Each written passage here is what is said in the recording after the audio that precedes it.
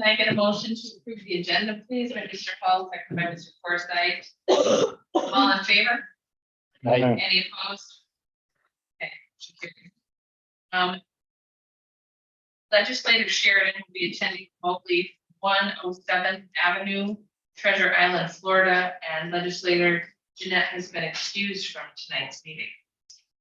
Can I get a motion to approve February's minutes?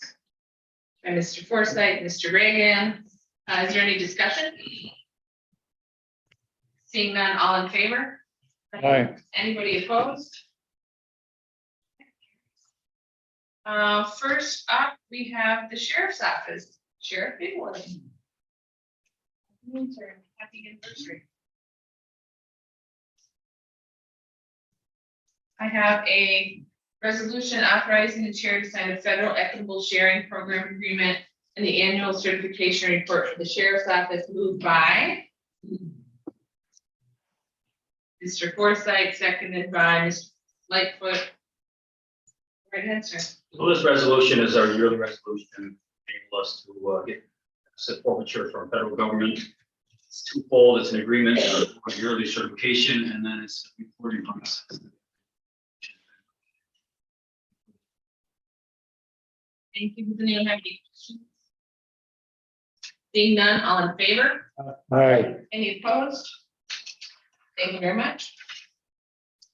Next up is probation. Mr. LePage, I have a resolution declaring April Sexual Assault Awareness Month, moved by Forsythe and Reagan. Thank you, gentlemen. This is a yearly resolution that I submit on behalf of Renewal House, asking that you guys declare April Sexual Assault Awareness Month. Renewal House will be the lead agency again throughout the month. Any questions? Seeing none, all in favor? Aye. Carries, thank you.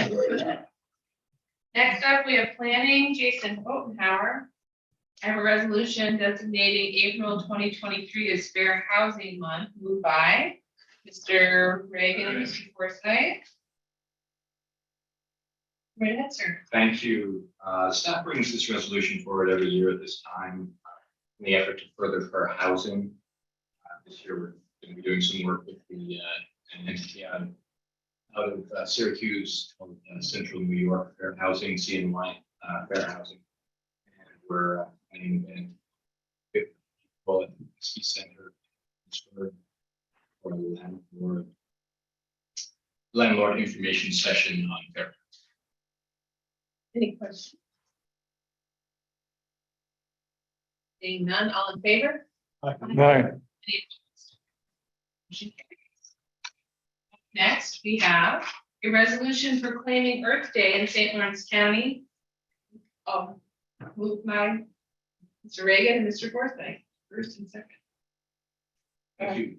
Again, another annual resolution forward. They held on here 22nd of every year, and staff is planning to work through the environmental households to assist the activities that the youth bureau is planning. Their trash dash. Proceeds participating as with that, intends to do so again. Thank you. Any questions for Mr. Botenhauer? Seeing none. Okay, all in favor? Aye. Any opposed? Thank you very much. Thank you. Next up, we have the district attorney.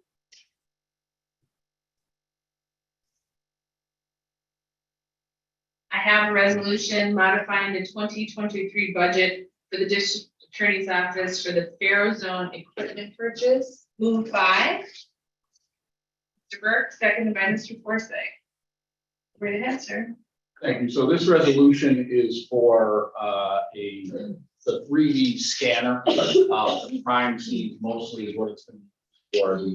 The package includes the scanner as well as the 3D software technology, as well as some 2D technology. It includes a laptop. It includes training for 6 people. And basically what it is we would bring this scanner the main purpose eventually will be to bring it to different crime scenes. It'll be able to map out the entire location. The first intended use, from discussing it with the sheriff, would be to take it to all of the local schools we have in the county, as well as the county buildings, and have complete 3D models of all of those buildings done, which wouldn't take that much time. Each scan takes approximately 5 to 7 minutes. You could do a room depending on how detailed you want it to be. You know, you could do 4 scans of the room in each corner, so in a short amount of time. So the initial plan is to make sure that we have all the schools mapped out. Once we do that, those would be on computer files, which we could then give to every law enforcement agency in the county, so that every agency had that, 3D map, so to speak. If, God forbid, we ever had an incident in one of our schools, they would be able to have that in their cars and readily available. After that, we would certainly use it, as I said, at crime scenes, and be able to use it to develop photos, videos, and exhibits that would be able to be used at trial. The scanner takes thousands of photographs. With each scan that it does, the more scans you do of a room, the more detailed it would be. So it just depends on how detailed, how accurate you want it to be. We actually used Jefferson County's scanner during our last homicide in Rossi. They brought it up for us. So we're waiting to get those images back, but they were kind enough to let us use the exact same one. And I did provide Dylan with a couple of examples for you to see. Now, these are ones that the company allowed me to use. They're kind of mock-ups and aren't of the same quality that they will be when we actually use it. This is one from a crash reconstruction, which certainly we had not that long ago in January in Messina, where we could have used it. And Dylan, I think there's one that says crime scene. Find that one on there. Or the elementary school, that's fine. Give them an idea of that. You know, it's about 2 minutes long. If you don't want to play the whole thing, that's fine. This is just an example of what it can do. And like I said, the more scans you take of both the outside and inside, the better quality it would be. But I think it would be a great resource for our law enforcement to have once that's completed. That big gray box. I don't know what Dylan did in my video, but and this is one from that they did a mock of inside a house, and very similar to what you may see on a realty site where you can move room to room. You know, these are fly-throughs. This is all the company would let me have in advance. But really what I would use it for is when they're taking those thousands of pictures, you can move step by step. You can mark pieces of evidence where they are. You can actually draw lines to get measurements right in the program. So it's well worth the expense that it would be.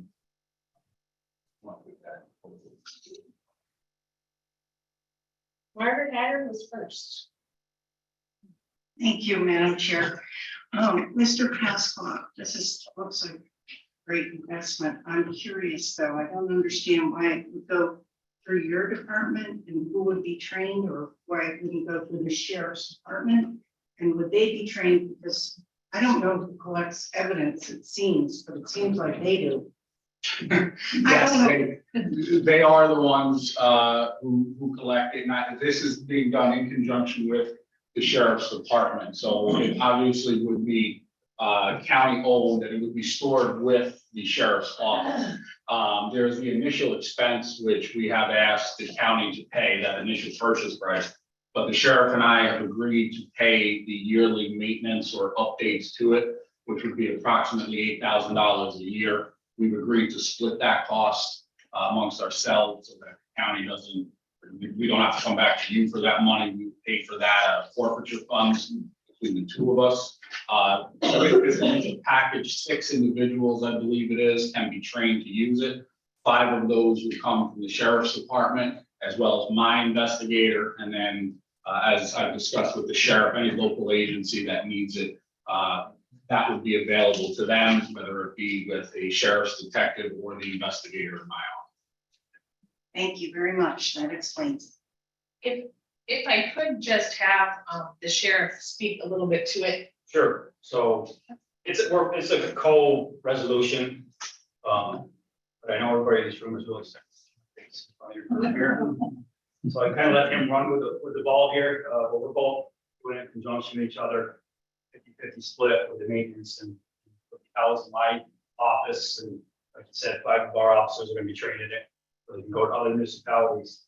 Another thing I'd like to point out is, we're gonna use this when we measure fatal car accidents. And sometimes you can close the road down for 6 to 10 hours. This will be advantageous where we can do about 2 hours. So that's another advantage. Luckily, we did have a homicide down in Rothsey. I quickly called Jefferson County, talked to the sheriff there, Sheriff Pete Barnett, I want to give him kudos here, that he had the unit through their DA's office. They operated, got trained with it last year or so. I asked them, you know, we got a serious event here. Is there a way you can come up, help us do work zone in your unit? And a couple of detectives from his office, right straight up immediately. Got that knocked out. Share cooperation. We have to have interagency, sometimes inter-county, very valuable. So those are. So that's. Mr. Reagan? Thank you, Madam Chair. I just want to commend the sheriff and the district attorney for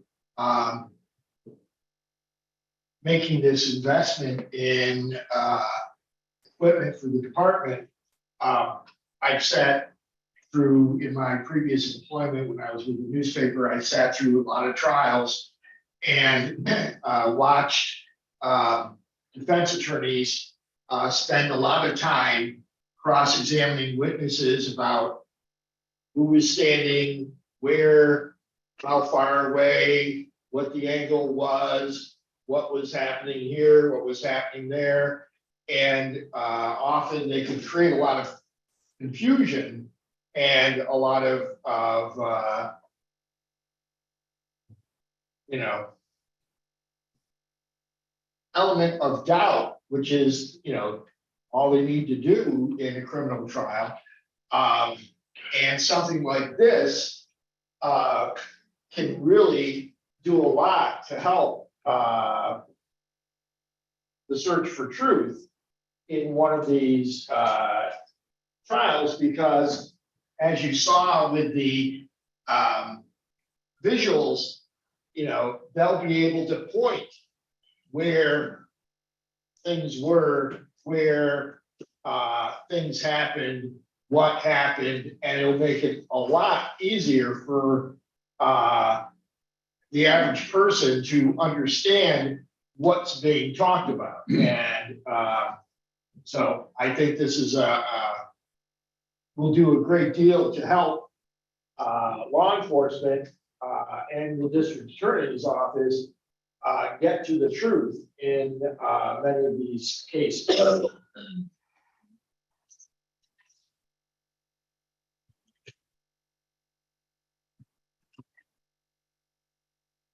This is really great. My question is, with this novel format, is there a concern at all around admissibility evidence, or is that a smooth process? No, there isn't a concern. This unit is being used in other parts of the state already. Jefferson County, down near New York City, various places around the state and out of states, neighboring states have already been using it. So I'm not concerned about that as we move forward. Mr. Forsythe? Thank you, Madam Chair. I'd like to thank you both. Good job. Another tool for the tool chest. Gotta love it, right? Troopers, do they have access to these, or would you share with them, or how's that work? Yeah, I can speak to that. So, you know, if you're involved in a homicide we had down in Illinois and Rossi, our interagency cooperation was some of the best I've ever seen in 36 years. They brought some resources to us that we don't have, evidence text. We have a lot of resources statewide that they come in with, and it's invaluable in our relationship, so that I call lieutenant captain and we share resources. So if they ever need something from us with this, we would afford them. It's just, facilitate that.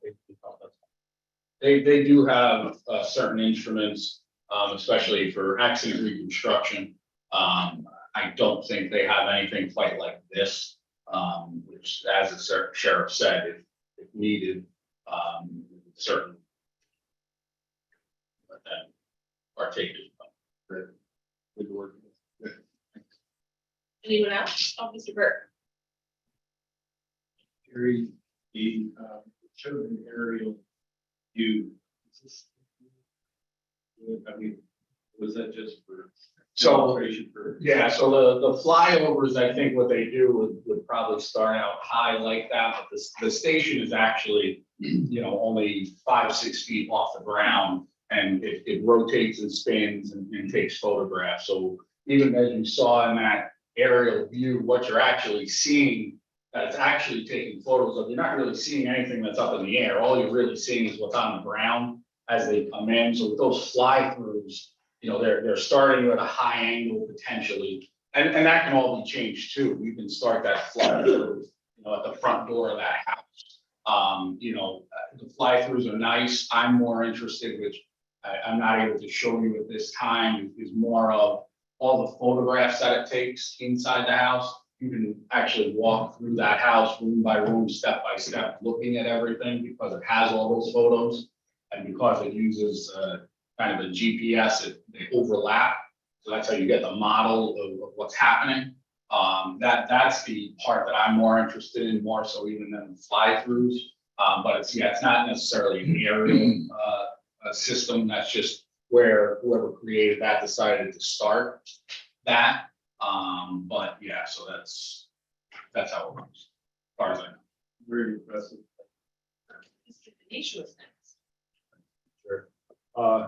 Gary, with this totally different use, but thinking about insurance purposes.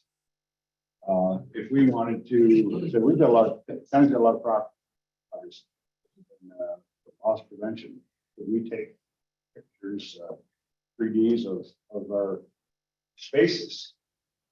Yeah, I think one of the ideas was to map out the county-owned buildings, including this building, especially, given, just like with the schools, in case there ever was an incident. So I'm sure that would be incorporated in that. And, this is, the unit is being purchased by the county with the funds that were set aside.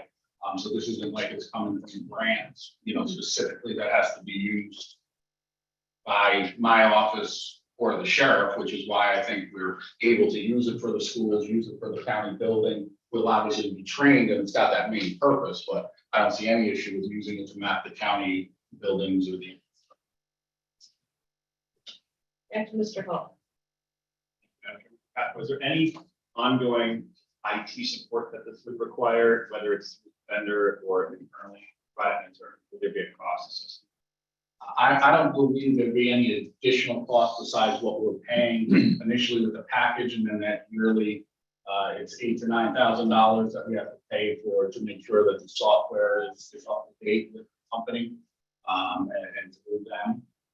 Besides that, in terms of any storage, anything that is created for me for discovery purposes, which would be, photos that are taken, whatever it may be, is stored in my PCMS system in the cloud, which I pay for separately through NIFTY and the DA's Association. So nothing additional that I'm not already paying.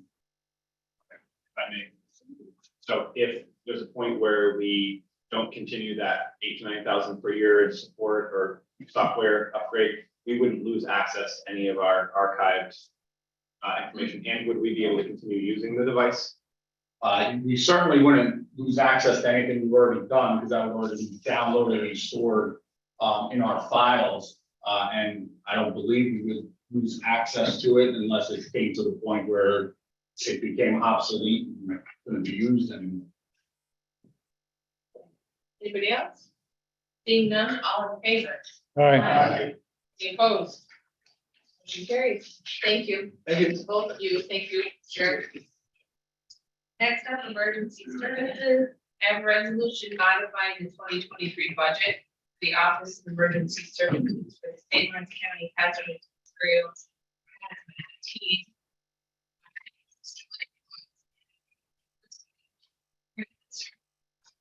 Good evening. This is a resolution to ask the board for $20,000 for a budget for the hazmat team. I kind of broke it down in the resolution, what we're looking for, about $7,500 for technical equipment. The $2,500 is the rental garage at the airport that we're keeping that take care of that. $4,000 for education workshops. That's for bringing different vendors in here and giving training to the team, and maybe possibly a couple of them going down to the fire academy and getting higher level of training as they required or would like to.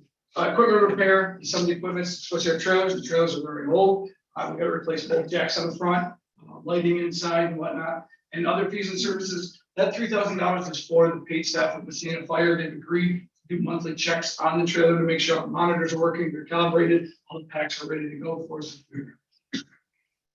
And we should know that we've been quite busy this year. Mrs. Hager. Thank you. In light of the recent news with train derailments and hazardous materials, are we prepared to address any of those types of situations? Let's hope it doesn't, but Absolutely. unfortunately, we would be deployed and we would do the best we can, depending on the size of the spill and what is in the trains. As we know, St. Lawrence County has a pretty active rail system that does have some chemicals in those containers that go by. So hopefully if anything leaks, hopefully it's something that can be. We also have a resource, New York State has a resource for us. They have door guides that kind of instruct and train us. And if a drop of a hat, phone call, we have those guys come and appear for their resources. Not only that, St. Lawrence County is part of the consortium. We're kind of the most southern, north of us, Clinton, Franklin, Essex, Warren, Washington.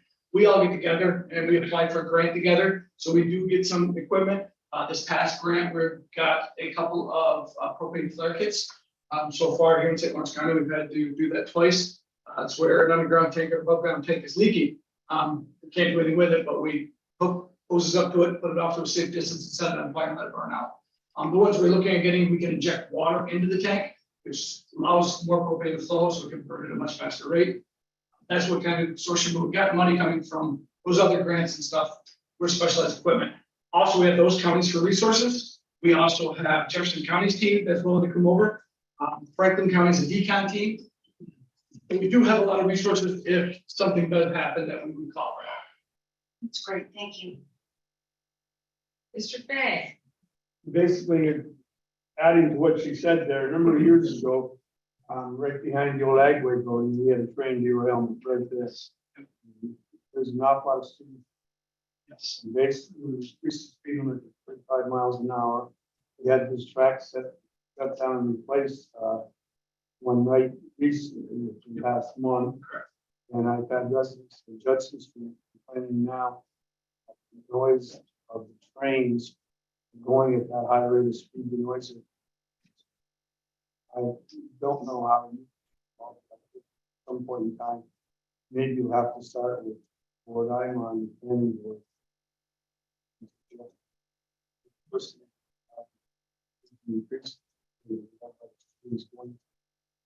Village. New York State's starting to address that. Unfortunately, nationwide, you're seeing that get addressed because of the incident in Ohio. They're adding requirements to a lot of these trains. Each one has separate brakes and whatnot. I think they'll be adjusting speeds when they go through certain areas also. Mr. Webster. I'm just curious, do you have like an inventory list or anything, any knowledge of when the trains come through what they're carrying? We do not. So we get on scene and meet with the conductor. We will get that information. It's all carried with the conductor of the train. So if that part of the train is the first to go, we would not know until we got a hold of the rail company and they would fax it over, email it over one way or the other, the information. like what a truck driver has is manifest to everyone that's inside. Thank you. So the nice thing about these train cars is just like on a tractor trailer, they have the flammable and what can be diluted and, you know, most of the stuff that travels in large quantity by rail can be diluted.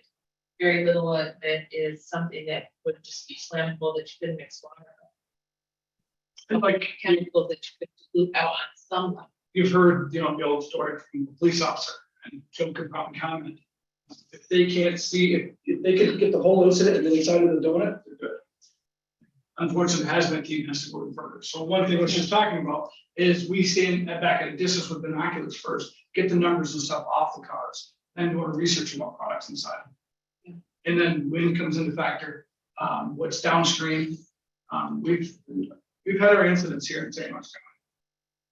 That for some reason, beginning this year, had 3 calls so far. Any other questions? Seeing none, all in favor? Aye. Any opposed? Motion carries. Thank you. Thank you very much. Sure. Another issue. I would like Director Denton to speak to. All right. Early Thursday morning, I don't know if a lot of you are aware, some might be, but around 5-ish in the morning, 5:30, we got an interruption on our, two of our frequencies that we operate at dispatch. One of them was our main frequency that we tone all the fire departments out on. The other is the main frequency we coordinate with the sheriff's office and state police on. So on the radio frequency, when nobody's on it, it's kind of a flat line or percent in the bottom. You always get a little bit of disturbance and you get a little wavelengths there on the bottom. So when somebody keys up a mic, it keys a spike, and that's the amount of output that goes out. On the disturbance was a squelch noise that happened like every 3 seconds and it didn't stop. So the squelch noise was kind of up here on the scale, and when a portable radio keys up, it was below that. So it kind of shut down almost all of our portable radio traffic. A mobile radio inside the vehicle was a little bit higher, puts out a little bit of watts, they were able to get through. So, and also it distorted a lot of transmissions that we put out when a fire department gets toned to a team. We trip their pages. It's a little black box, probably saw a lot of them carrying in the pocket on the side, and it tripped it, and we give the message to them then. So it kind of distorted a lot of that where they weren't getting the message. So that morning was very frustrating. The dispatcher cannot turn the radio off. They just sit there with it on, and it lasted from Thursday morning until about 1 o'clock on Saturday afternoon. So Thursday we went through ourselves. We rebooted every dispatch station you hear. We did the same thing in Messina, trying to figure out what some of our equipment. Between my deputy and I, we went down to almost every shelter that we have, every tower site. We rebooted all of our equipment there, trying to figure out something on our side. Our local vendor used to be Ball Communications, now Faircom. We have a local tech that lives right here, Ken. He was called first thing in the morning. He was out on a job, but once he explained what was going on, he came right up. He hooked his equipment and said, "This is very detrimental system." Was trying to help us figure it out. By Thursday afternoon, we still had no clue. We still weren't anywhere forward. We reached out to our local races. They came in. They have a little spot in the basement in our building over there. They have some directional antennas. They were able to tell us, hey, it looks like it's coming from the Governor Harrisville corner of County. So, okay, that helps a little bit. By then, I reached out to the New York State Office of Interoperable Communication. Spoke with the director, explained to him what was going on. He said, "Let me call you back in about 10 minutes. 10 minutes later, he called me back. He had a crew leaving Albany on his way up here. Partway through, they called, made contact, asked for the frequencies. I gave it to them. Also placed a hotel where to stay. It was coming from our repeater 1, which is our perishable repeater. So we kind of thought it was in that area to be able to hit that repeater. We find out it wasn't, but that's where their main search was. So by the end of the day, Friday, we had a second team from New York State that came in. So now we had 2 teams working together, plus our own county staff. By 11 p.m. on Friday night, we crossed the county line in Lewis County. So that's when we called it quits. We knew it wasn't in our county. At that point, I knew what they were telling me, it's a patch. So a patch is, you keep a radio, you turn that frequency, you talk on that frequency. What we can do is say Franklin County has an incident. So we have units deployed over there. I can take one of our operational channels or TAC channels and put a patch in with Lewis County or Jefferson County, and they can key up on our frequency and they'll move with theirs. Well, this patch was stood up between the shared frequency and our high band fire. So that's why we're getting the interaction. You can almost hear when the dispatcher announces something, come over on the sheriff's too. So we knew it had been a patch somewhere, reaching out to our partners outside of our county who do patches, they all checked their equipment, nobody had a patch set up. Kind of had pretty confident that it was maybe on Fort Drum on post. The next morning, Saturday morning, we made some phone calls to state. We also, the governor's office was involved. They had a gentleman meet us at the gates Saturday morning. We entered the facility. They continued to track it. They tracked it to a building with a tower on post. The guy said we have no record of anybody being here. They have a log. Anytime anybody goes to the facilities, they have to keep a log of it. We have no log of anybody being here at least. So he went over and just killed the power to everything and it went away. So we kind of felt that we found it. It's still off, hasn't come off. But now they called their vendor in, is working on their equipment. They're gonna figure out how this patch gets set up, because normally it's gotta be done manually. But we don't feel that it was done manually. Somehow it did it on its own. Don't know yet. They're looking into it, but it also entailed ongoing meetings that we're gonna do quarterly between Jefferson County, St. Lawrence County, and Fort Drum now. We kind of discuss issues like that moving forward and how to better communication between the three entities. Thank you. Any questions? What did the military use that equipment for? Better communication on post. They also use it for when they come out and help us, or we go in on post and help them. It's the communication. Why would they have to stay in a patch for those two? I don't think they would, but they could use a different one. For some reason, those two just have it. We do have communications with everybody on post and Right. our guys. They are moving to a new system through FirstNet, so they're getting rid of their LMR land mobile radios. They're all going with cellular now. So that's why the vendors around post are starting to switch. Good job finding it. You had parts hook in it. Any other questions? Mr. Hall? Is there an existing protocol for when we have that frequency go down or become unusable? That across the county, people know what alternative to use for communications? There is not. It's our one, you have to be registered and a license for a frequency. So we are limited on the frequencies that we currently have. All that will be taken care of with the new radio upgrade we're going to. We will have 8 frequencies, but we can use them at any time. So like I was explaining, if you missed the presentation, on a wavelength on the radio, there's a higher level, on the lower level, the radio goes up. We can have 2 transmissions at the same time, the same frequency. They don't interfere with each other. So that would give us the opportunity of 16 different podcasts at the same time. If somebody was using that, they keep a mic, they get a bomb. They're busy signal knowing that they got a wait in line in order to use the frequency. But with the new system, there would be, you can, if a radio or anything else gets on our system and that is doing, or Drum would be an authorized user, we can see where the transmission is coming from because everything has an identifier. We can kill that from the dispatch. We can shut it off just like that. Then they would have to reach out and get it turned back on. Anybody else? Thank Thank you, ma'am. We appreciate it. Next up, we have the county clerk.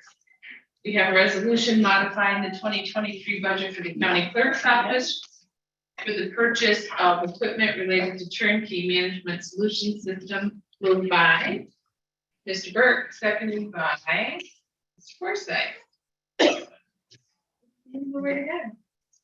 Back in October of 22, a resolution was adopted to purchase new computer equipment.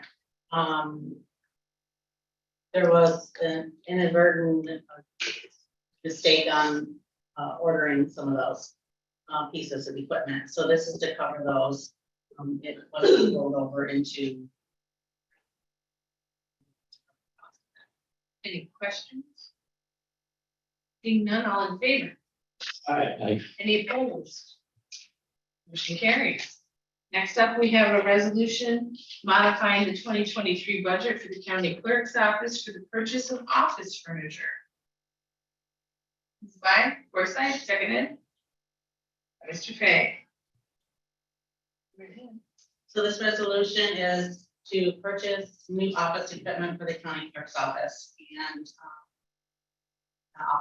office furniture and carpet. We're going to be remodeling the office to serve the public better. Right now, the way it's set up, only two can efficiently serve the public at one time. After this is done, we should be able to do 5 or 6 at one time without any problems. The office has not been updated. The building has been built. So we both planned out today and it pretty much looks very, very similar as far as counter up front will be gone. I have floor plans if anybody wants to see it, how it's going to be laid out. It's going to be 80, one desk will be ADA compliant. Wheelchairs or walkers, canes and that sort of thing. We will, wheelchair will be able to pull up to one of the desks, or we can pull a chair up for, somebody.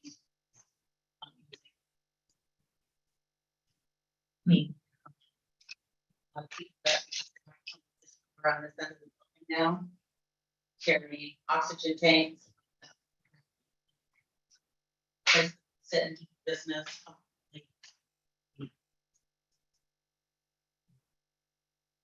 The deed room will be done as well. The carpet is all the same from the main part of the county clerk's office into the deed room and the abstractor's office. That will be carpet, and there will be new, and 2 desks will be out there, just mostly to do real property. They can do other things if you get behind out front. So out back, it'll be to serve the abstractors, anybody who comes in to file any real property documents, or if they need help out back. Right now, we don't have a person out back. If you're coming in and look up your deed or whatever, somebody has to leave the front of the office to go out back to help do that. So out front is going to be a little more like physical permits, passports, that sort of thing, and more of the real property in the deed room. Like, you had a question? Is this going to entail any demolition? And I use, that's a big term, but or reconstruction or moving, the equipment and the layout of it, and now with your counters and whatnot, are they going to get torn out and replaced? Is that labor going to be accomplished under the monies that are that we're looking at, the 78,000, or is that going to cost some more? It'll be internal. I didn't get that.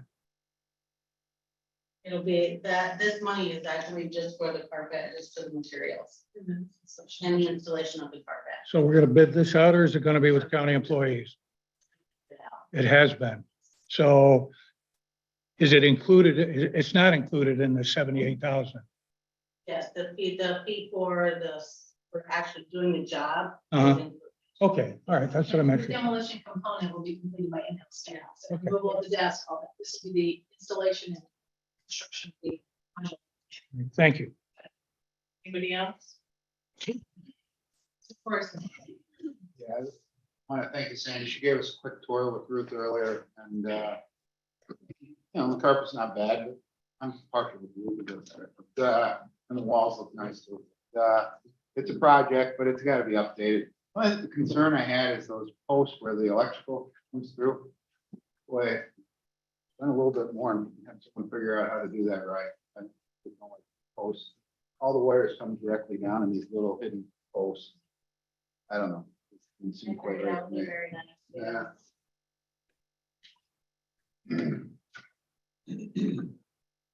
Any other questions? Seeing none, all in favor? All right. Any opposed? Need a motion? Next up, we have the vacancy. Yes, so a little bit unique in that vacancy. At the operations for you to consider this evening. So I thought I would go through the traditional report that I provide, but also I'll go ahead and complete my county administrator's report. So in March this month, we met on the 7th. 2 legislators were able to attend with us for consideration of appointments, totaling 7 positions. 3 of those will come up next week at services, and then 1 other department highway will be on finance. Traditionally, I like to also provide you with the number of vacant positions at the beginning of the month. This month, that was 67. excluding some of those temporary positions or seasonal positions, that works out to be about an 8% vacancy of our total 864 positions on the total county workforce. We're currently working with a 93% immediate fill rate, and then 1% for each of the held 30, 60, and 90. So each of those are at 1%. And then of the held or withdrawn, we're at 3% for those positions. And that's a total, if we're talking hard numbers instead of statistics, that's a total of 99 positions. So as you may recall, we trend typically between 150 and 165 on an annual basis. The trend currently is a little higher than that. If we were to continue at the average that we're looking at about 14 per month, we would end up a little higher than that at 170. Now, there are certain times of the year, January, September, and I think October, where we tend to do a little more hiring. In years past, you'll remember sometimes those are heat positions, those also are highway positions, depending on the time of year. So that's the trend at the moment. And then lastly, as I typically report on, the temporary positions that you've given permission, as well as the probationary refills. We've had 2 temporary so far this year and 11 probationary fills. So those who don't recall what that means, if there's an individual who's in a position in a probationary status and they are either resigned or let go, you've given permission for those positions not to have to travel through the entire vacancy process inside of a year, or if they're still probationary. Had a couple that I brought to your attention with civil service challenges that we've had that have exceeded that year, but they're still in that sort of temporary probationary status. So there have been 11 of those. That is, besides the summary, unless there's questions, that's all I have on the vacancy summary. Mr. Lightfoot. If all those positions were filled, what would be the total workforce for the county? 864 have been authorized in this year's budget. Thank you. Just a couple other items I wanted to mention to you on the county administrator's report. You may have seen come through either your email or some discussions publicly about federal community projects of many organizations filing for. With these were due last week, and I submitted 6 with the help of planning and of Dylan for consideration. The request of total was $8.1 million. I requested $2 million to assist with our interoperability tower projects, $2 million to assist with our 911 center, both certainly of community benefit, $1 million to expand the broadband program, $1 million for the tentative DSS modernization, which we've not brought before you, but it's certainly something on the trajectory that will need to be addressed. The balance that we'll have due on the requested airboat, if you remember, that we had budgeted set aside out of ARPA 100,000. When all the specs came together, of which I would never exercise my own judgment over, that came to 258,000. So I'm asking for the balance. It's also something we've talked about on an ARPA front of how we might get the total. So we included that. Highway contributed with 2 million requests for the town line bridge, in the town of Oshkosh. For those, we will have letters of support if you're interested in sharing your support for those and sending those in. We can get those over to you. We'd like to get those in before Wednesday this week. But those, we believe, if everyone else, the money's available and there's community benefit of these funds, that the county should be in the mix as well. We may or may not be successful. We'll keep you posted. I sent you an email today surveying the events potentially for this year, one of which being the Governor and San Luis County Fair visit that we make on an annual basis, but also, as I talked about very early on this year, either bringing back the highway tour at the end of the summer when projects are getting close to completion, which certainly this year, if the board's interested, could include a visit to the outpost, as well as the agricultural tour. So those 2 have been stepped away from for the better part, if not a decade. I just want to bring that before you again to see if you're interested. Also, I sent out a communication requesting interest in attendance at the NIPA. I think about every 6 months we try to meet with them to get an update on SmartPath, which now it also will include SmartPath Connect. If you have interest in attending, the thought that for this meeting would be to meet up in Messina and to see the SmartPath Connect work that's underway. So if you do have interest, please respond, let Rebecca know, and we'll coordinate that with your busy schedules. And then I just wanted to give you a little bit of an overview. We are trying to get more training out for employees.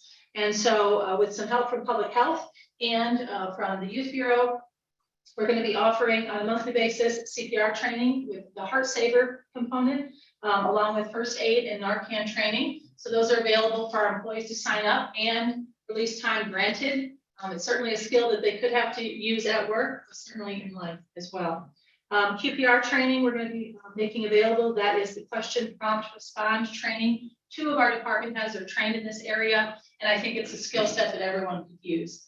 I know there's a lot of conversation around mental health first aid. We do have some folks trained in that area. Also, we've offered that training in the past to our workforce. This is another more specific area of training that we'd like to make sure everyone who'd like to has the opportunity.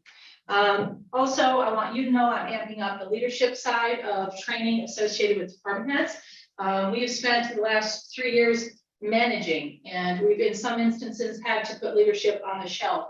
Not because we'd like to, but because there was so much to manage during a pandemic, during the changes and challenges in the workforce. So I'm bringing that in as an emphasis, and we have a local trainer who's coming in monthly, essentially every month except maybe 1 or 2 this year, to really pull that department head group together and offer them some skills that I think we certainly can all benefit from. And then what we've been doing for a number of years, but also will continue to improve our first line supervisors and bringing those folks who get promoted up through the tools that they need to supervise either their peers or a new environment with an additional or different kind of work. So just wanted to mention that. Any questions? Okay, all right, thank you. Next up, committee reports, Agricultural and Farmland Protection Board, Mr. Tanisha. There, nothing since my last year. Alternative to Incarceration Board, Mr. Burke. Nothing new to report. Board of Trustees for Supreme Court Library, Mrs. Haggard. Thank you. Nothing to report. Thank you. Emergency Medical Services Board was last reported on in February because we last met in January, and our next meeting is the 28th of March. Environmental Management Council, Ms. Terminelli. Thank you, Madam Chair. Our last meeting was on February 15th. We were offered a fantastic presentation by Jason Potenhauer. There was interest from the committee to hear a presentation about the status of solar, current status of solar in St. Lawrence County. So Jason did a great job explaining the why behind the push for solar, what the different projects look like, where they're located across the county, some of the pros, some of the cons. So it was just a wealth of information and much appreciated. And the only other conversation that we had at the EMC was the staffing levels in planning, having the vacancies right now, making it difficult to staff the EMC meetings going forward and what that might look like. And then there was a question about of the other 32 councils, boards and committees, how many of those are also staffed. And that was pretty much our conversation. Unfortunately, the March meeting has been canceled and we'll be meeting again in April on the 19th, I believe. Thank you, Nicole. Thank you.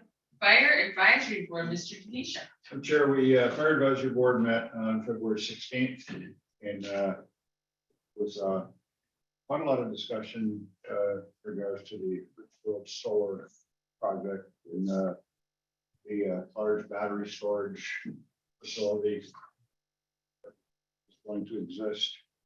It's going to be a youth training day at Fire Training Center. Talked about July 28th or August 26th and 29th. I believe that'll be. There's ice rescue training that was scheduled for Parrishville in February.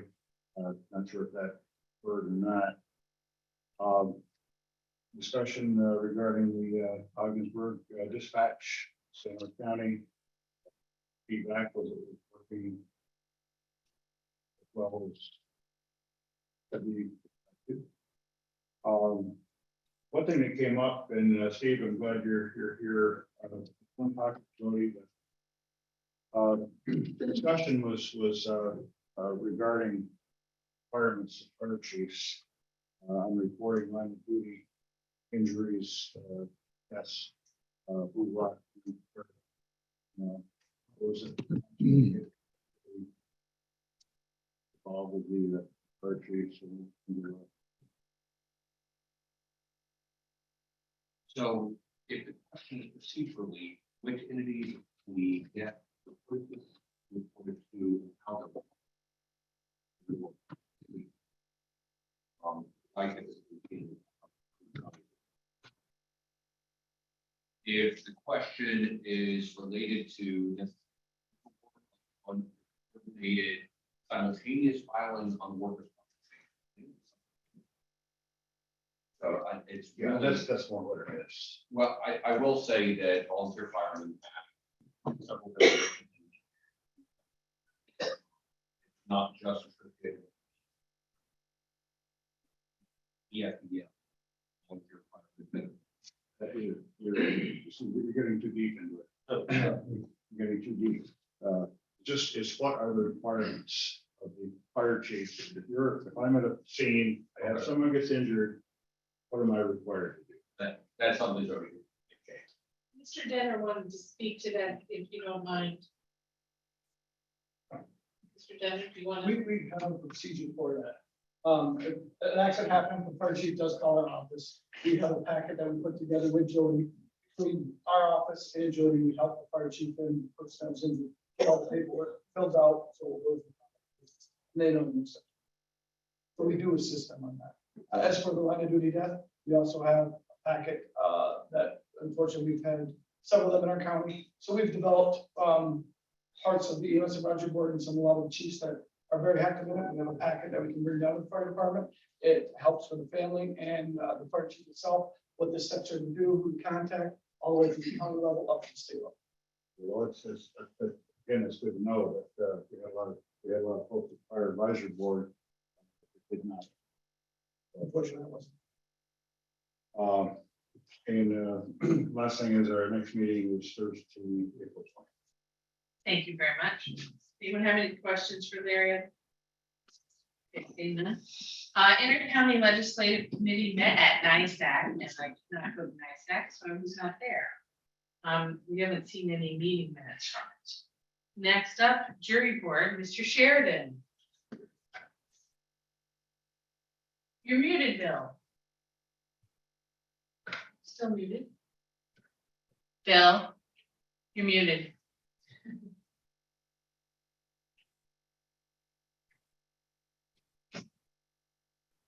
Sorry about that, Madam Chairman. The St. Lawrence County Jury Board recently met for the purpose of discussing a replacement for our current St. Lawrence County Commissioner, Melissa Sweet, whose last day of work is going to be April 20th of this year. And Lindsay Coda, who has been Melissa's assistant for the past 3 years, also was at the meeting where we conferred and decided unanimously that she would be our choice to take the place of our current commissioner. And the committee awaits the office of the court administration to act on the appointment, but she is our choice and we expect that she will be placed in that position. That's it. Thank you. Is there any questions for Mr. Sheridan? Seeing none, thank you. You're welcome. Next up, Planning Board, Mr. Fay. Last Thursday, we had our monthly meeting for March, and we had full review for the town of Morristown zoning revisions and map amendments, and a full review for the town of Canton zoning revisions and map amendments. And of course, a lot of discussion on anything today goes back to solar panels.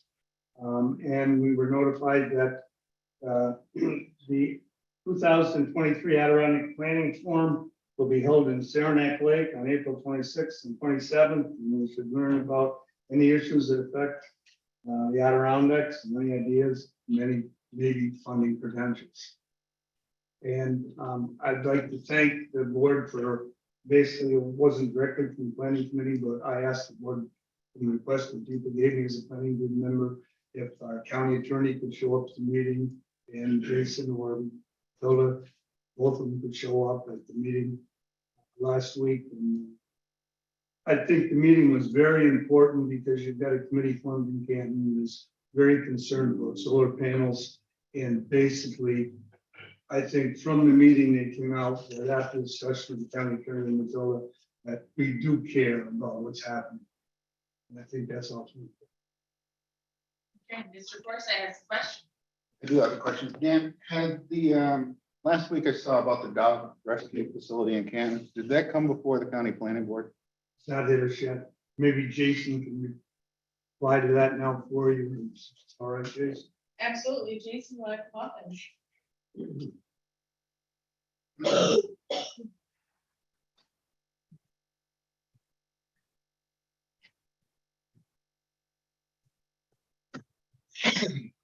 I know a little bit about the project, mostly what I've read in the paper about it. It is something that will most likely come before the county planning board. Our understanding is that it is a use. Kennels and animal hospitals are allowed in the rural zone in the town of Canton, so it would be a permitted use. What's getting the attention is the scale of the project, the animals of the house there.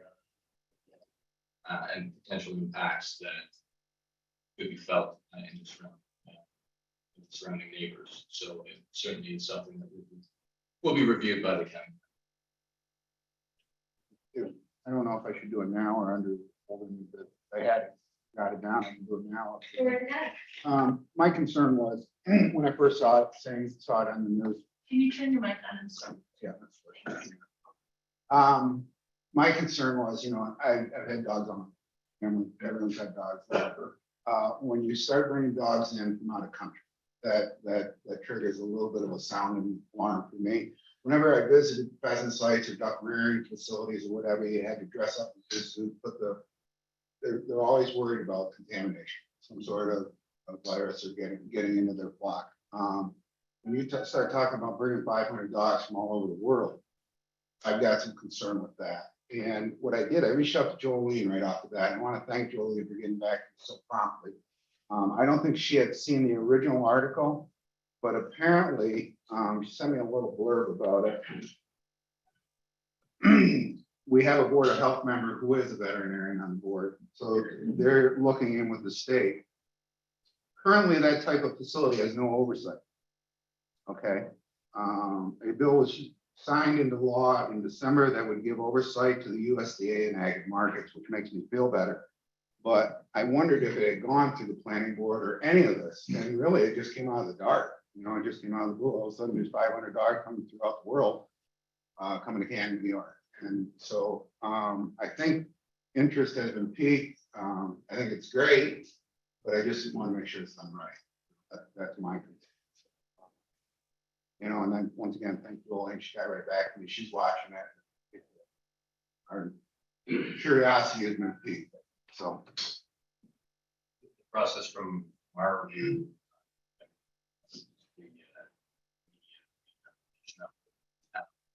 Planning board for the this called special use permit. So that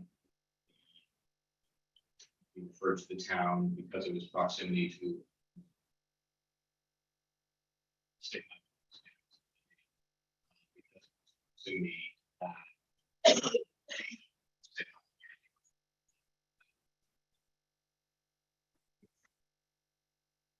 Anybody else have it in store? Well, what they said, we wonder if it's going to be sufficient. I heard.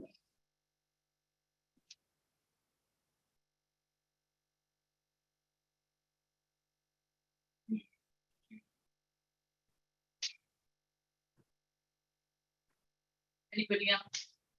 So here's my concern. We have one no-kill shelter now, Potsdam. We have another shelter in Ogdensburg. Well, Ogdensburg just inside, where people complain that the dogs get a couple of weeks and then they're euthanized if no one is interested in them. So if we have dogs that we're putting to sleep in this county, are they going to then be transferred over to this larger no-kill shelter? Or are we still going to euthanize the dogs in our county that already here. And then bring dogs in from all over the world that will then compete with the dogs that are already homeless. I mean, at some point, if we're gonna bring in 500 dogs that we're never gonna kill, we have to give some rights to the animals that are here waiting to find a home. And is that something that we can do? How do we do that? But to me, it doesn't seem fair to the local animals that are being, ending up with lots of puppies and stuff nobody wants because people aren't spaying and neutering their pets. I would like to make sure in some way that those dogs end up someplace that they can't be euthanized if we're gonna bring lots of other dogs in. And I've had other people that brought that to my attention. It wasn't just my thought. Anybody else? Mr. Smithers. Rita, I almost think you're being too kind in your description of the Ogdensburg shelter. Their kill rate, as reported, is pretty high. So I think you've raised a valid concern there. So, yeah, it's been a concern about the number or the percentage of dogs and cats that have been euthanized. So it's important to consider that. It's just not equitable. People think about equity all the time. It's not equitable to have one shelter that's euthanizing animals on the daily. And then bring in a whole nother group that is spared from that possible endpoint. So I'm thinking. Anybody else? Thank you, Jason. Thank you. All right, was that it for the planning board? Okay. Old business first, any? Seeing none, new business. Mr. Forsythe. Thank you, Madam Chair. This will be quick. Baby formula. I heard about it, seen about it, watched it on TV, never paid a lot of attention to it. All of a sudden it gets close to home. When my daughter-in-law to be has to take my grandchild, drive to Watertown to get 2 cans of baby formula in the middle of winter in upstate New York for a half a day. And once it starts touching base to home, I start thinking about it. And I want to thank you, Rita. I reached out to Rita right off the bat, who reached out to Congresswoman Stefanik. 2 minutes after I got off the phone with Rita, I'm getting a call from Congresswoman Stefanik's office. They hadn't really heard anything about it of late. After a little more research by Mike, found out that all 7 of his counties are in a shortage. So it's not just unique to us. And you hear about a lot of Canadian traffic coming over here, buying our formula, taking it over cross border. There's nothing you can do. It's a border town, and I understand that. But there's a huge demand and drawing the baby formula. Who'd ever thought that your kids in St. Lawrence County wouldn't be able to access baby formula? This is getting crazy. And this was brought up during COVID, same as pharmaceuticals, same as semiconductors. Okay, we've addressed semiconductors. Downstate's going to create a huge plant. What about a baby formula manufacturing plant or facility in upstate New York on the Canadian border? Utilize the port, utilize the rail, utilize everything, and it would be another market for the farmers. We have a huge farmer industry. I pulled up, I Googled what's baby formula, cow milk. So we got plenty of it. We got all the state land that we're trying to figure out what we're supposed to do with it. What I did, I went around and planted a seed, and everyone's here that wanted to listen. Senator Stack, Congresswoman Stefanik, everyone's on the same page. Someone come forward with an idea to build a plant to do this. I think it's perfect. The Canadian market needs it. Patrick at the IDA mentioned that India is experiencing a shortage. Utilize all the facilities, but we could do it right here and brand it with St. Lawrence County, upstate New York. Do it with some. So just an idea, but I just like to say how quickly and responsive the Congresswoman's office was. And I wouldn't care if she was Republican or Democrat. When someone calls me back 2 minutes after I get off the phone, I like that. I think that's crucial.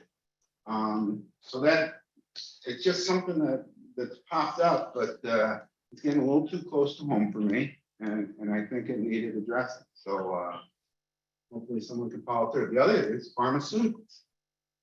Okay, there's a huge pharmaceutical shortage. China is the majority of pharmaceuticals. We have a small place in Messina.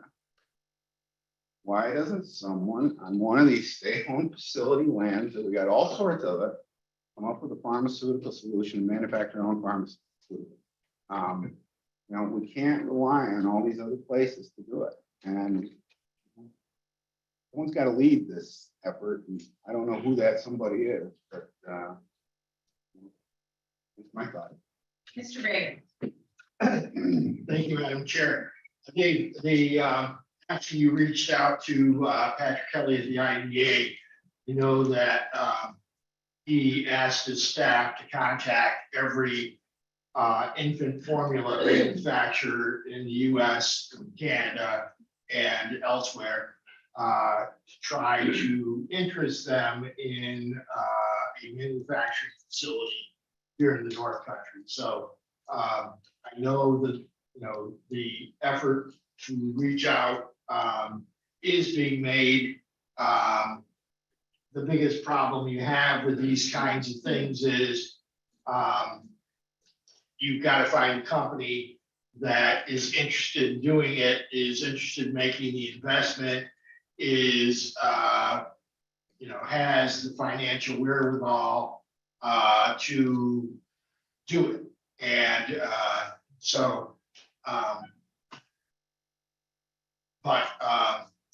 I think it's important that the IDA is making the effort and trying to interest companies and telling them about the many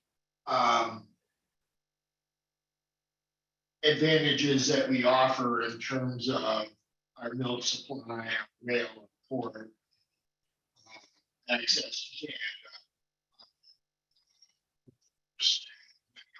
So your contact did not go with your Anybody else? First, I have to give credit to Glenn Webster, who, when I was complaining about the lack of formula, and I'm starting to go store to say, what is your supply committee? What are you seeing? Glenn said, well, if we have all these problems, why don't we make this ourselves? Good point. I like that. Nestle Good Start was a formula that they made up until 2005. It was wonderful. It was the closest thing to breast milk that they formulated. One of its competitors bought it out in an effort to have less competition amongst the formula making people, because it was just a lot easier and it had recently gotten approval from WIC. And because it was so, I think, much better than its competitors, they bought it out. But it would be interesting to reach out to Nestle too, to see if they were permanently like banned from being able to make this, or is it something that now maybe they can make some formulation changes and go outside of that agreement? But I'm being told just anecdotally from the Price Chopper employees that I spoke to in Messina that they can't keep formula in the store because the Canadians come over and buy a case at a time. You know, they've limited now to 5 of the month supplies per person, but they'll come 3 and 4 in a car and just take everything over. So it's not that I begrudge anybody anything, but it's that when they send formula into a certain area, they kind of have an idea of how many children were born at the local hospital, how many people, you know, formula companies sort of look at that. So if we're supplying part of Canada, or if people are coming in here and buying in bulk, we're just not getting the supply in that we need for the demand that's in our area, which includes the other side of the border. Questions? No? All right, any other new business? Okay, seeing none, I have one thing to ask. So under the shared services agreement, I know that they mostly go with services and stuff. But I noticed that some of the towns, some of our towns, my towns, they do a lot of their own construction. Like they'll put their own lock sets in buildings. They'll do all of that stuff. Have we ever thought about shared services to give towns like the opportunity that we just did for like 16 locks or $16,000 for locks in our building? Is that something that you could ever give the local towns and villages an opportunity to bid their labor out to us? We think about that, get back to you. Thank you. Sorry. Anybody else? New business? All right. Do we have a need, madam, for executive session? We do for litigation, negotiations, for personnel, or the medical, financial, credit, or employment history of a particular person or corporation, or matters leading to the appointment, employment, promotion, demotion, discipline, suspension, dismissal, or removal of a particular person or corporation, and appointments. Okay. Move to extended invitation to the folks who are bringing dogs. Have a conversation with the board if that's the board's pleasure. All in favor? Okay. Motion to adjourn.